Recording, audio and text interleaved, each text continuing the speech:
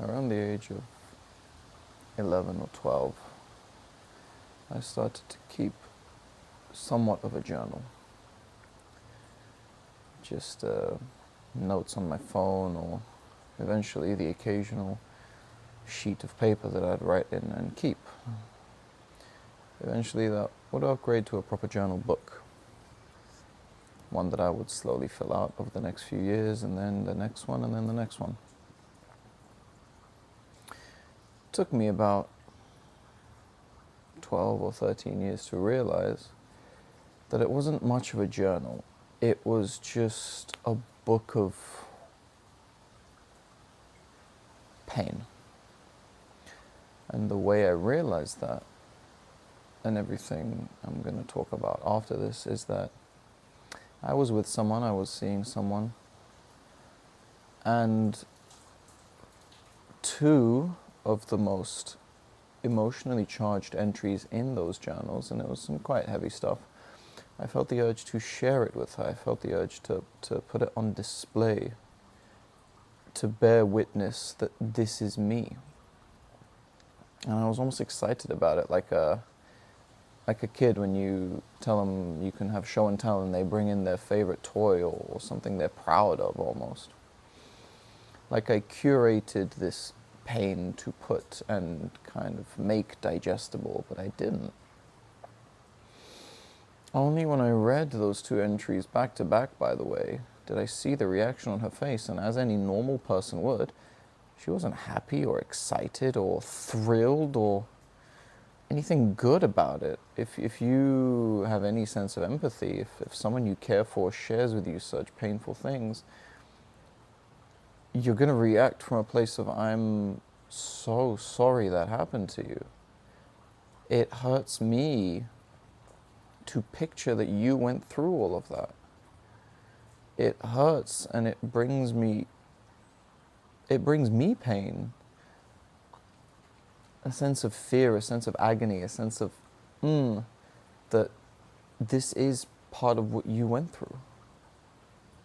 That's the normal reaction, and only then, when she reacted that way, did I realize how, let's say, not healthy this approach is.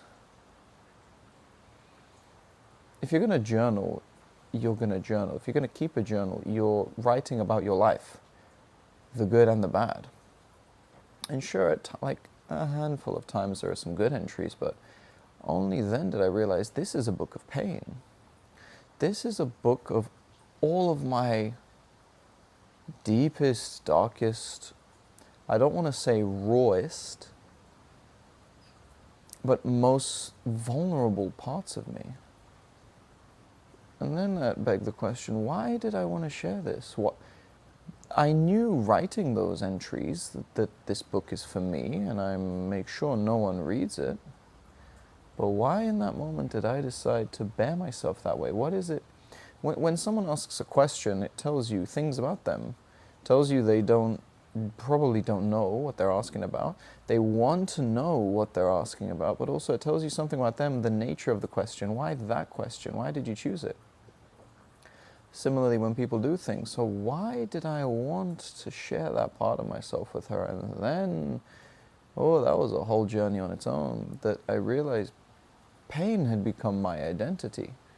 And no wonder, when I look at the kind of shows and movies and media I consumed when I was a preteen, mid-teen, late teen, those were the people I wanted to become. Characters like House, Dexter, Damon from Vampire Diaries, Harvey, like all of these, some of their single defining traits are that of pain. House especially. And I got what I wanted. I wanted to be like him, and I became him without realizing. Not obviously in the conventional sense, but the parts of him that I identified with, the parts of him that I resonated with, and not just him, many other characters, but I can't remember them anymore. I found a journal entry where I listed all those characters, and I thought to myself, my God, I got what I wanted. But then you quickly realize that's not the right way to live. My pain had become my identity. It was comfortable. I found a home in it. I set up a little tent and a little soul lamp in that dark pit. But I didn't realize it was my identity. And then what that led to is if people would try and change it, or if I would try and change it, or if something good were to happen, I would try to enjoy it, of course. I wouldn't say it went quite into the realm of self-sabotage, but maybe on some level it was. How happy can you really let yourself be if part of your identity is that of pain? I made a home out of it. So any attempt to change, subconscious or conscious on my part, I wouldn't. If pain becomes your identity, you won't want to use any other source of fuel to go through life. When you see people go through insane breakups or let's just say very painful things that are part of life, and then they go to the gym, and then they have an insane physical transformation. Okay, that's great. But at what point does that stop becoming what's pushing you forwards? At what point is you trying to get in better shape now for yourself instead of trying to get back at them? Or at what point is this because you're being pulled, not because you're being pushed? A pull motivation is a greater version of yourself, a higher calling of yourself that you're pulled towards to. It doesn't require as much discipline, as much motivation, because it's passion. It's like almost a divine calling, like your purpose, your meaning. You're pulled towards it. Push is you're trying to get away from something. Push is usually fear-based. Push is, I don't want to be this version of myself. I don't want to remind myself of this phase of my life. I want to get away from this memory, this experience, this feeling. Push is a run. Push is a sprint. Push is a fear-based motivation. But pull, no, not quite. And so my identity was built on pain. It was a push. But I didn't realize it. I didn't have the mental tools or the facilities to realize just how bad this is becoming. I'm not quite decided yet if I believe people who don't love themselves can love other people, because then it's a question of, okay, what kind of love is it? And there are different kinds of love, sure, but if we go by love is an action, not a feeling, how many people do you know that they're so amazing at showing affection and care to others, but as soon as you try and show it to them, they shut you down. They don't allow it. They're denying you to do for them what they do for everyone else. But we're always going to be our own critics, our own double standards. It's easy to listen and take on.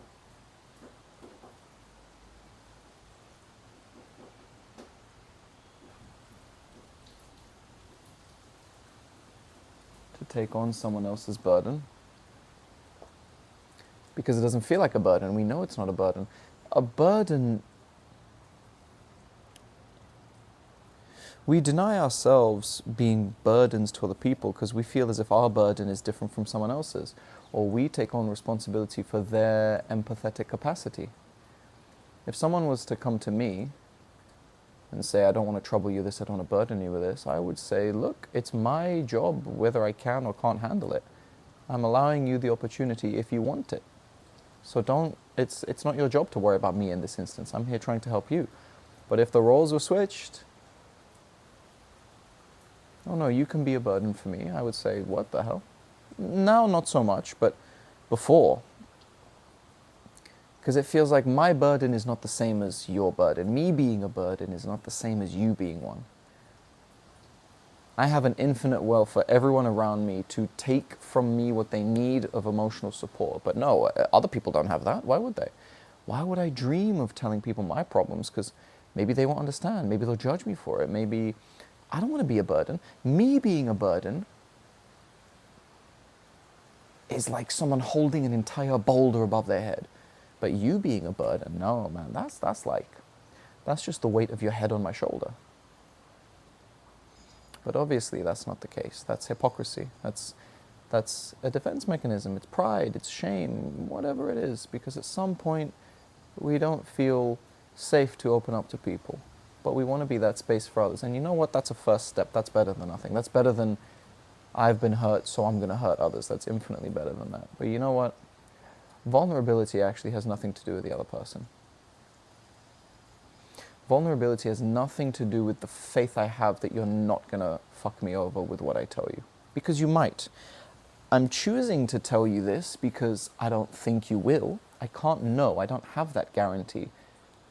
Vulnerability is me still acting without a guarantee that you're not going to fuck me over because I trust in my own strength. That if you do want to mess me up, that I will be okay because I've been through this before. I've been through us. And if you happen to be one of those people just like them, so be it. But vulnerability isn't I trust you to not hurt me. It's if you try to hurt me, I trust in myself that I'll be okay. And God, for the longest time, I didn't trust myself. Because of various situations, a combination both of me not believing the good in myself and me over-believing the bad. We all have good and bad, of course, but at some point along the way I integrated into my conscience and my being that I am an inherently a guilty person. My existence needs justification. The fact that I'm alive, I do anything, I want anything, I go for anything, that's a reason to feel guilty. But that's no way to live. That's no way to live at all. You don't need to justify your existence. Somewhere along the way, I conflated the idea that I should be so focused on who I should be. I should be so focused on what's right. But I was so preoccupied with who I should be, I wasn't letting myself be who I am. Then the question is, okay, who am I? Well, I don't quite believe it's about discovering yourself. I believe it's about making yourself. I don't know who I am. Okay, who do you want to be? Just act like that person. But don't neglect who you are showing yourself to be now. Whether it's the good, don't downplay it. Whether it's the bad, don't over-dramatize it. Feeling guilt does nothing. If you do a bad thing, and you try and let's say someone's affected, it depends on what it is. If you do a bad thing and then you try and make up for it and you try and reconcile and you try and change your ways, that's all there is to do. The feeling of guilt should be there to prompt you into making that change. Easier said than done, and it depends on the gravity of what you're doing, but if you do something bad and if there's no consequences for it, you're not punished, the person still suffered, but you feel such tremendous guilt, that's not noble, that's not a virtue.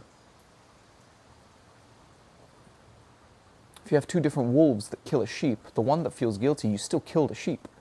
Guilt doesn't cleanse you of anything, but guilt shows you have the capacity to do better. Guilt shows there's already a part of you that is no longer that version of you that did that bad thing. So of course guilt has a purpose, but guilt is not the end result. Guilt is not where you need to stay and make a home. It's a stop, it's a pit stop along the road. Use that guilt. Why do you feel guilty? Sometimes it's when you shouldn't. Sometimes I feel guilty for standing up for myself. I feel guilty for actually doing what I want. I feel guilty that someone else got hurt. Despite the fact what I did wasn't wrong, it just happens. Okay, fine, then that guilt is still trying to tell you something. Maybe it's an old way of thinking in your life that you developed because you assuming responsibility for everything was your version of protecting yourself and having control over those around you. If I'm guilty of everything, when people are happy, that means I did a good job. When people are sad, it means I did a bad job. So naturally, you don't care about how you feel, you care about how others feel, and you start to parent everyone else around you, maybe even your own parents. So guilt, if it's integrated properly into you, should be used to help you align who you are and who you want to be. But if your guilt system is all out of whack, then you're going to be flinching at everything. You're going to be preemptively catastrophizing an apocalypse for every small thing. If you're with your partner and you do something that makes them feel bad, I was guilty of this for sure. I would spiral into shame and think, fuck, what does this mean? It doesn't mean anything. It means something bad happened, whether you meant to or not. So just do what you can to address that bad thing. But usually when we spiral, when we catastrophize, my partner's upset.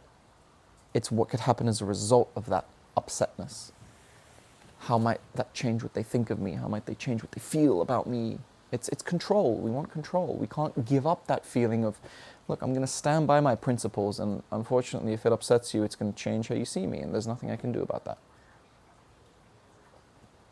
And it's that feeling of uncertainty. That goes back to the pain, why I would want to share it, because it includes why I used to be so, not even unable to, but uncomfortable and have a distaste for small talk. Because you're trying to skip the mundane steps. You're trying to skip the process of learning to trust someone for some illusion of certainty. If I trauma dump all of my stuff right now on this person, then I will know for certain if we're compatible, so I don't need to stay in that place where I don't know. But that's the whole point. On some level, your emotional and mental stability with yourself is absolutely linked to how much uncertainty can you tolerate with someone else. There's this person I like, oh, they haven't replied to my texts for a whole day. They've changed their mind. They don't like me anymore. I said something wrong. It's happening again. Or just look, damn, they haven't replied for a day. I hope they're okay. Hope I haven't done anything to upset them. But if I have, it's their job to tell me. Do I think I've done anything wrong? No. But if you go into it thinking you're guilty, you will find something to feel guilty about. And if you go into everything thinking you're guilty, you're not going to accept the love that other people have to give to you.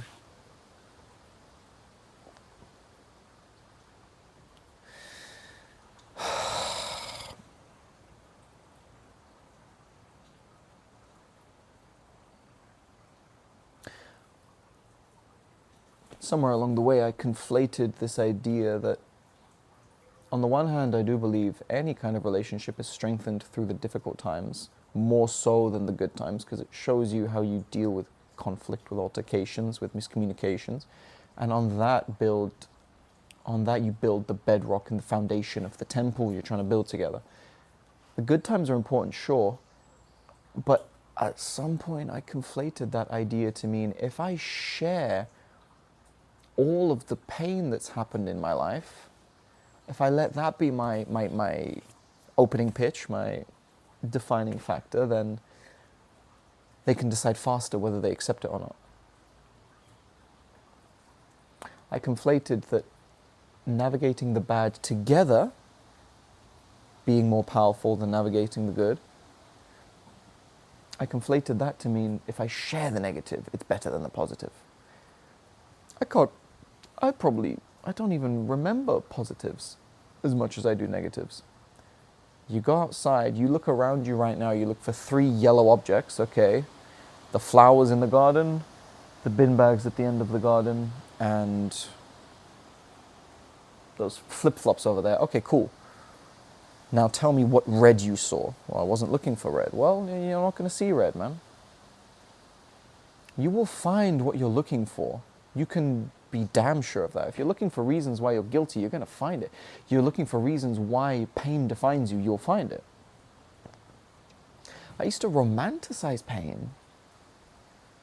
I have a family member who used to be in the military, and he's a very stoic man, a man of few words. I admired those traits in him, but I neglected where did they come from? What part of himself did he have to sacrifice to become like that? Just like in Lion King, when Simba's talking with Mufasa. After he goes to the elephant graveyard and he gets himself into danger, Mufasa says, I'm paraphrasing, I'm only brave when I have to be. I don't go out looking for the danger. But then that goes back to, if you don't believe you have a certain quality, you're going to want to prove it. If I don't believe I can take care of myself verbally, physically, I'm going to look for opportunities to prove it to myself, and I'm going to become insecure. So many men you see walking around like that they have something to prove because they feel like they do.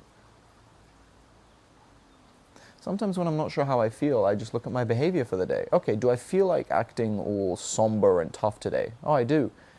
Shit, that means I probably don't feel that good mentally. Take a different day. Do I care if I look like an idiot? Do I care if people look at me and they think certain things that might be seen bad, like small, insignificant, feminine, whatever it is? No, I don't care if they think that today. Then mentally I'm feeling quite good today. I'm feeling resilient. You can use your own actions as a proxy. You live enough, you learn the language of you enough. You don't need to figure stuff out. You can just look at your own behavior, because ultimately that's what's most important. Intentions are important, but behavior more so. The wolf that kills the sheep and feels guilt, and the one that does and doesn't feel it, you both still kill the sheep.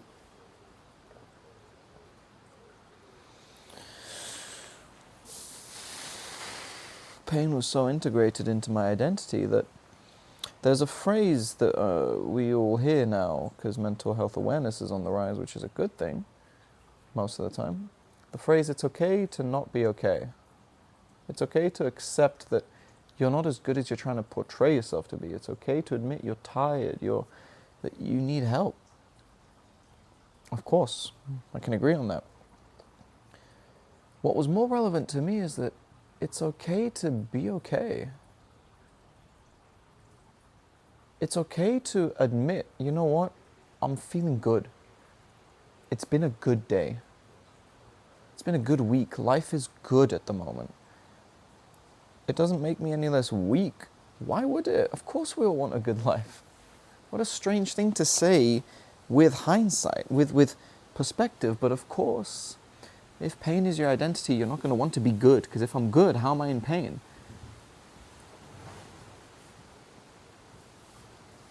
It's okay to be okay. You need to just get on with things. You need to just live life and do. Not necessarily think less. If you're someone who thinks deeply or feels deeply, there's no stopping the thinking, but you need to counteract it with action. You don't need to minimize the thoughts. You don't need to reduce them in frequency or intensity. You just need to balance it out. If you're someone like I used to, I still do, if you listen to insanely sad emotional music to make yourself feel something when you're sad, to amplify and magnify the bad that you're feeling, okay, when you're feeling good, amplify that as well. If you feel such depths of sad, if you feel such depths of pain, the flip side is you have the capacity to feel so much joy and love, and to connect with people where they are at, to try and show them that that joy is there, that it's okay to be okay. I spent so much of my life focusing on the fact that I feel things so heavily, but heavy was what I focused on. If you can be heavy, you can be light.